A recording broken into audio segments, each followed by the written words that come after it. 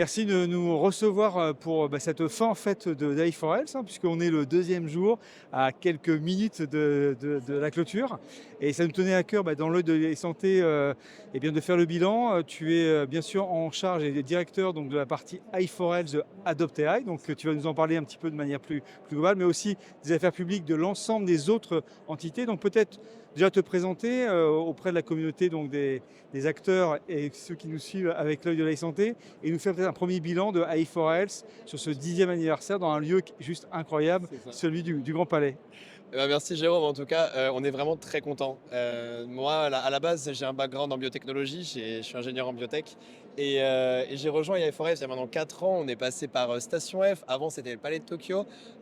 Aujourd'hui, c'est la 8e édition d'AI4Health et on le fait dans le cadre d'Adopt AI.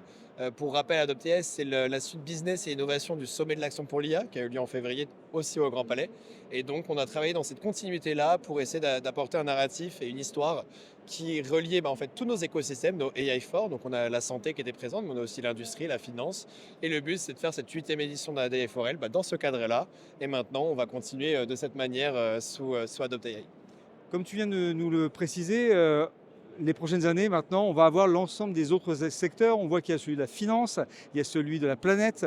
En quoi c'est important de pouvoir avoir cette vision peut-être plus globale, plus systémique de l'impact de l'IA, non pas que dans la santé, mais dans la société au sens général? En fait, on s'est dit qu'à un moment donné, si on prend le narratif et la réflexion des AI4Health à la base, c'était de se dire, et de tous nos autres écosystèmes, c'est réfléchir en écosystème. On se dit, il faut déjà qu'au sein d'un secteur, on focalise les acteurs qui utilisent l'IA dans un secteur, donc la santé au sens large et les sciences de la vie, je rajoute. Mais il faut qu'ils se parlent entre eux. Je parle des pharma, je parle des régulateurs, je parle des medtech, des startups, des académiciens, tout le monde. Il faut parler parce qu'il faut réfléchir en tant qu'écosystème sur un secteur déjà. Ensuite, on s'est dit, bon, l'adoption de l'IA au sens large, ça nous touche tous. La société civile, on utilise tous ChatGPT, on a de l'IA qui nous traque, qui nous fait nos recommandations sur nos feeds, il y a tout ce genre de choses. En fait, l'IA est partout. Donc, à un moment donné, on se dit, OK, c'est partout, c'est par secteur. Il faut réfléchir en tant qu'écosystème par secteur.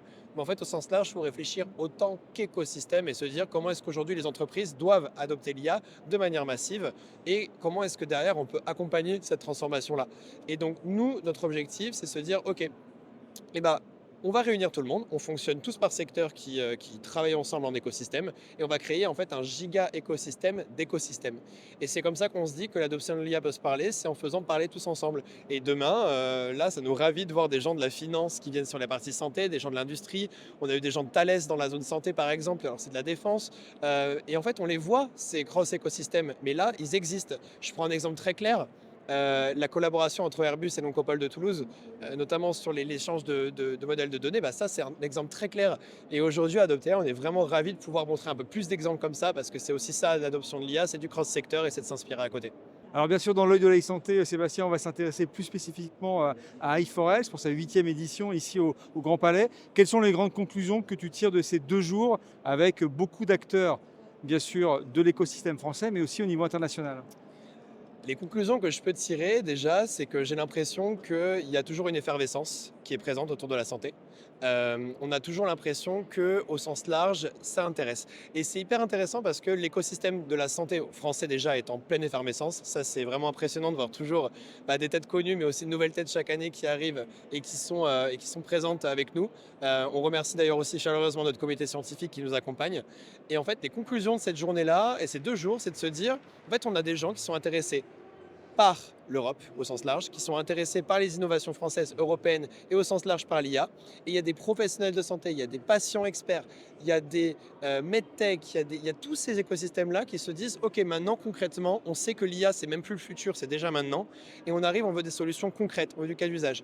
Et aujourd'hui, on est vraiment ravis parce que pendant ces 2 jours, on a donné du cas d'usage, on a donné des exemples, on a donné des rendez-vous avec des gens qui peuvent clairement identifier des startups, par exemple des grands groupes pour travailler avec des startups.